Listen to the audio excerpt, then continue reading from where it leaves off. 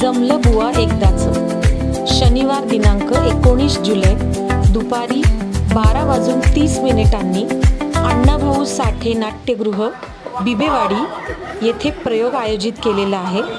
तरी आपण सर्वांनी नक्की या जमलं बुवा एकदाचं हे नाटक पाहायला. आनंद मसवेकर लिखित आणि हेमांगी चेतन गरुड दिग्दर्शित नाटक पाहायला नक्की या.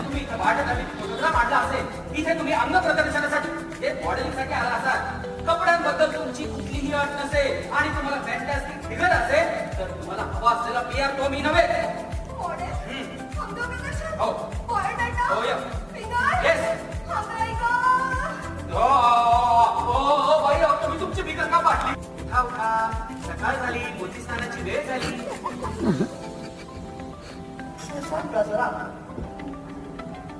हातात हिरव्या बांगड्या, कपाळावर ठसठशीत